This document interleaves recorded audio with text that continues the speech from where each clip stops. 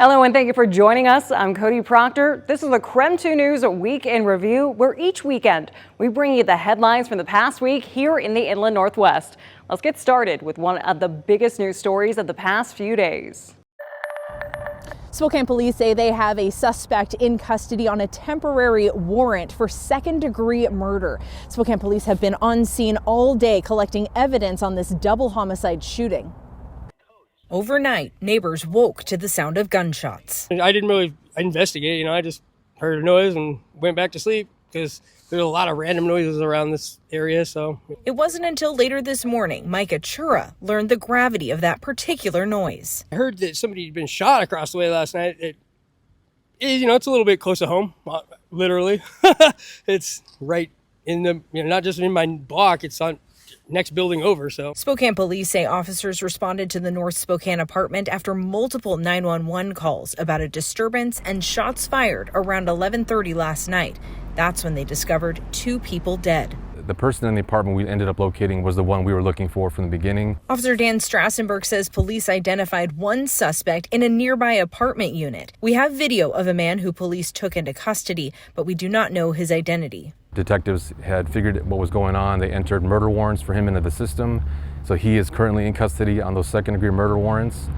He is currently at the hospital because when he came out, he had injuries somehow sustained previously for us showing up. Officers evacuated the apartment complex until they detained the suspect. Now, according to the Spokane Police Crime Dashboard, this is the first homicide investigation this year. The most recent double homicide shooting in Spokane happened in September last year on Spokane's South Hill near Chase Middle School. How are you doing? Oh, I'm fine now. We live in the world we live in today, so there's always a threat, but at least this one has been neutralized. Now, police say these details are preliminary. We still don't know the motive or the identities of the victims or the suspect. Police say the suspect is expected to remain in the hospital overnight. Amanda Rowley, KREM 2 News. Well, that suspect is identified as Mickey Wheatley. Now tonight, he is still in Hardin County, Iowa, waiting extradition back to Okanogan County. Documents show this murder happened back in Tenasket almost 3 years ago. An arrest warrant wasn't officially signed until fall of this year. Initial reports say Mickey Wheatley and the girl's mother arrived at a local hospital after finding their baby unresponsive. The baby was then life-flighted to Spokane, where she later died. Her autopsy confirms she died from brain hemorrhaging and brain swelling, which correlates with shaken baby syndrome, where abusive head trauma is caused by violent repetitive acceleration and deceleration forces to the head. The documents say on the morning of the murder, the baby was inside of the house napping on a recliner alone, while the child's mother and the suspect were outside of the house painting the wheels of Wheatley's truck. She says Wheatley was the only other person on the property and repeatedly went inside the house alone to check on the baby. That is until he came out holding the baby, saying that something was wrong. At the hospital, investigators say Wheatley's story constantly changed about what happened that morning. Throughout the next year, investigators would question the baby's mother. In the fall of 2024, Wheatley moved out of the state unexpectedly, according to court documents. He also told the baby's mother that he couldn't return to the state because he could not afford to. Documents say based on the totality of circumstance, probable cause was determined for Wheatley's arrest as the person who killed the baby. Okanogan County Sheriff's Office says Wheatley is facing murder charges when he gets back into Washington. In the newsroom, Christian Garza, KREM 2 News. Multicare announced the $3.7 million settlement they'll be paying in a lawsuit accusing them of endangering patient safety and bill fraud. The story starts 2 years ago when a complaint filed in federal district court accused Multicare of knowingly endangering patients and fraudulently billing Medicare and Medicaid to the tune of millions of dollars for spinal surgeries performed at Deaconess Hospital between 2019 and 2021. The surgeries in question were performed by Dr. Jason Dreyer. Documents reveal Dr. Dreyer had resigned from Providence years earlier after being accused of performing unnecessary surgeries, harming patients, and falsifying diagnoses. The complaint stated the U.S. Attorney's Office informed Multicare that it was investigating Dr. Dreyer in 2020, but Multicare and Deaconess allowed him to continue operating on patients. The Washington Department of Health later stripped him of surgical privileges in 2021. When I saw the articles, I was very upset and disappointed, but I was not surprised. One of his former patients, Oz Allwater, spoke with KREM 2 back in 2021. He was diagnosed with a pinched nerve and wanted to avoid surgery. He asked for alternatives, but Dr. Dreyer eventually convinced him to go through with the surgery that he later says was both expensive and had the pain return and persist a week after. Providence, Dreyer's former employers, agreed to pay $22.7 million to resolve its liability concerning procedures performed by Dr. Dreyer while working for them. The U.S. District Attorney's Office says the $3.7 million settlement from Multicare comes after 2 years of litigation and 6 years of federal and state investigations. The CEO of Multicare, Bill Robertson, released a statement in response to the settlement, saying in part, "We are pleased to have resolved this matter and remain focused on delivering high-quality care to the communities we serve." Connor McAvoy, KREM 2 News. As we go to break, here's a check of your weekend forecast.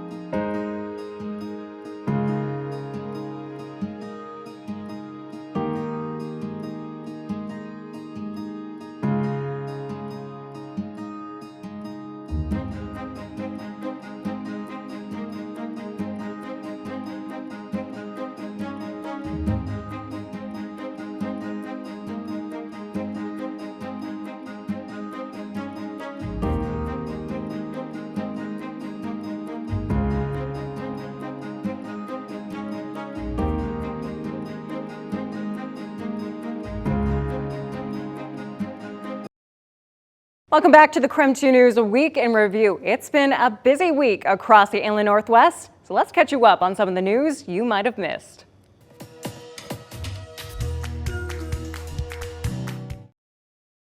Well, since the kickoff of Idaho's legislative session today in Coeur d'Alene, Governor Brad Little broke down his Enduring Idaho 2026 plan. He highlighted one major point is strengthening the state's financial position. I submitted a really sound budget. We did a lot of hard work.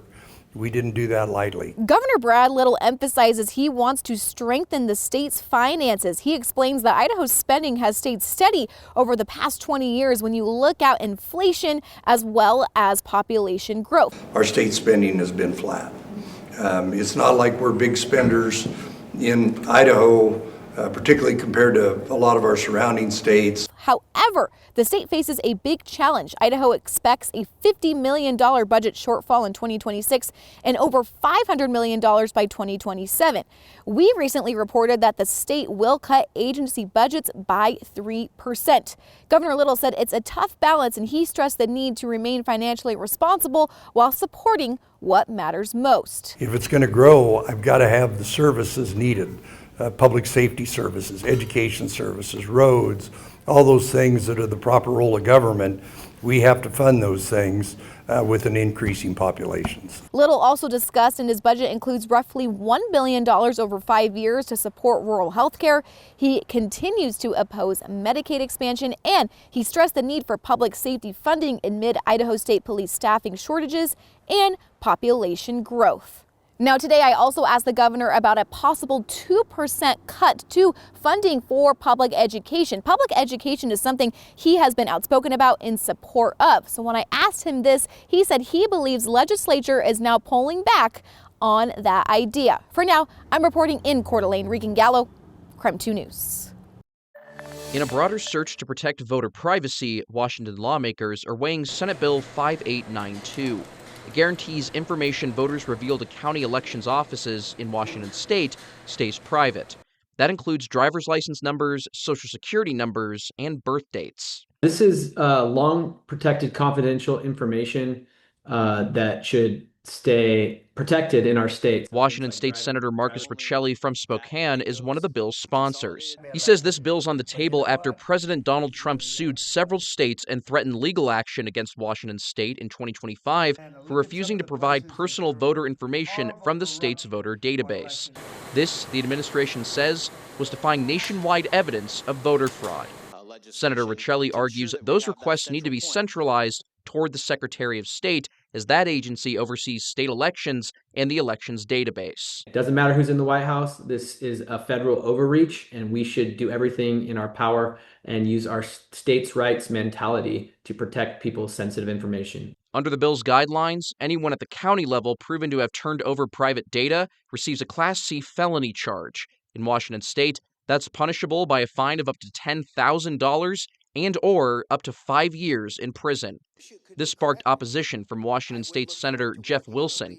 He argued the punishment for revealing that information to federal authorities doesn't fit the crime. I just don't think that those county election offices should have to be subject to such very strict matters as proposed in this bill. I asked Senator Riccelli for his thoughts about the consequences if this bill becomes law. Here's what he had to say. Some say that's pretty harsh, and I say yes, because it's harsh to turn over a bunch of personal private data. This bill passed the state Senate and now waits to be voted on in the House. Connor McAvoy, KREM 2 News. Well, this tax was for garbage collection services, and the city of Post Falls decided the tax was unnecessary. Now, since then, after a statement from the Idaho State Tax Commission, now the city of Post Falls is yet again reviewing this decision. The city of Post Falls announced on January 26 they eliminated an unnecessary sales tax that was on residential utility bills.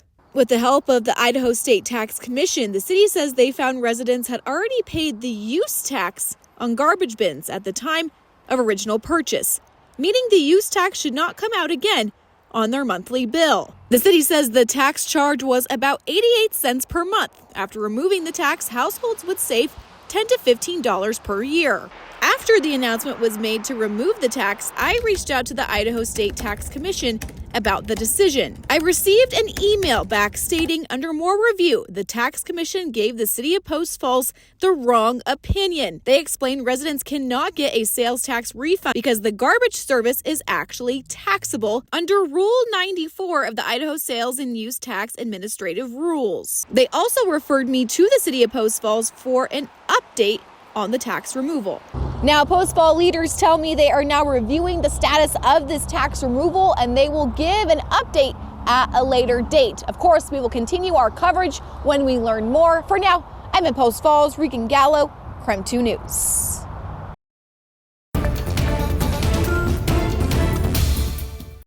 Thanks for joining KREM 2 News this weekend. I'm Cody Proctor. Right now, we're taking a look back at some of the news stories from the past week in this edition of the KREM 2 News Week in Review. Coug fans likely recognize the cause featured on Seahawks offensive lineman Abe Lucas's cleats this season, Helinski's hope. It means a lot to us, and we're just so excited for him and all of the Pacific Northwest, for what they're going to experience this Sunday. Kim and Mark Helinski created the foundation in honor of their son, Tyler, who died by suicide in 2018. Abe Lucas played with Helinski in his first year at Washington State. While Kim and Mark didn't know Lucas personally, he was part of a team that supported them after the loss of their son. We hugged every single player, and Abe must have been one of them, and they all took a knee, in front of us. I can't even tell you how powerful, how emotional that was. And so underneath it all, underneath the pads and the helmets, and they're just big, wonderful guys with big hearts. The foundation's mission is to raise awareness and provide mental health resources for student athletes. Mark Helinski says while they're grateful for the support, he's even more grateful it's creating opportunities to talk about mental health. Those are the little things that are, hey, that's great, because they had to talk about it. They had to think about it. They had to talk to an agent or a manager and, is this okay? Is that okay? Outside of asking Lucas what his favorite Tyler story is, they'd love to find out more about his passion for mental health awareness and to thank him for bringing awareness to football's biggest stage. The fact that you're willing, to do this in a way that leads others to see it, leads us to talk about it, you're only increasing our reach and our mission to make sure nobody suffers in silence. Reporting for KREM 2 News, Caitlin Galloway. I was at the Seahawks draft night party when they called the name Gray Zabel, and it has been a whirlwind ever since. I don't think he, his mom, or his dad could have imagined that the journey would finish here at the Super Bowl. San Francisco is a long way from South Dakota. And in the big city, on the biggest stage in football, one Midwest family can't help but soak it all in. I'm still trying to wrap my head around that he's playing in the NFL, period, let alone the Super Bowl. Tana and Mark Zabel got in from Pierre, South Dakota on Wednesday. They've raised a few football-playing sons, but it's Seahawks rookie Gray Zabel making an improbable and immediate impact on a Super Bowl contender. It's been nuts. Yeah. Fun. We're just trying to enjoy everything, take it in, and just enjoy the moment. The offensive guard was the Hawks' first-round draft pick out of small but mighty North Dakota State in April. He earned the starting job, and now he and his family find themselves on the brink of a championship. We're very thankful the Seahawks drafted him. It was a perfect fit for Gray, and that everyone, the coaching staff, the players have taken him under his wing, and he landed in the right spot. Of all 32 teams that could draft him, it was a perfect fit. That's the football side of it. But deep down, the Zabels are just proud parents who happen to raise a budding NFL star. Most importantly, Gray is still Gray, the Gray we knew. Good person, caring person, humble. That's probably more important to me as a parent, that he's a good person, that is being a good football player. It's easy to lose sight of the fact that behind every great athlete there's somebody just as great who helped shape them. Could be a parent, a grandparent, or a coach. These moments are just as special for them. In San Francisco, Jim Nelson, KREM 2 News. Welcome back. Before we wrap up this edition of the KREM 2 News Week in Review, we want to remind you that you can get the latest newscasts and weather forecasts anytime on KREM 2 Plus. It's free to watch and download on Roku, Amazon Fire, and on Apple TV. Now, here's one more story before we go. This is gonna be hot for them. It was gonna be hot. This steakhouse in Bellevue is not where Lanisha and Melissa imagined they'd be shooting a video when they first started. Hey, how you doing? Usually the videos that we do, they're like between 15 and 30 seconds. We can knock them out in a few minutes.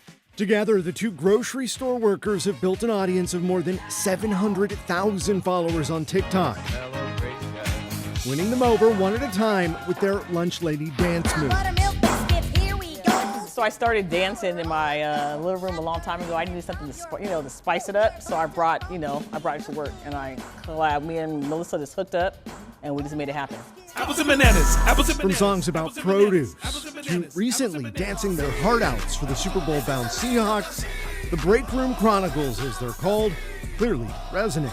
Me and the lunch ladies, we're going viral. The lunch ladies, there's nothing out there like this. Like the lunch ladies we're like kind of the naughty lunch ladies, but we're still keeping it clean. With their Seahawks set to make their fourth appearance in the Super Bowl, these lunch ladies are doing it big. They've landed a brand deal to help promote a local business in a way that only they can.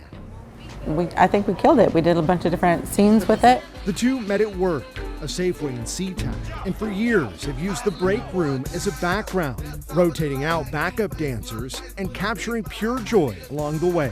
But the lunch ladies, now a viral sensation, are keeping a few tricks up their sleeves. We have one more song out there that we're ready to do with our team and our crew. Hoping for a Hawks win and to reveal a never-before-seen performance. In Seattle, Sebastian Robertson, King 5 News.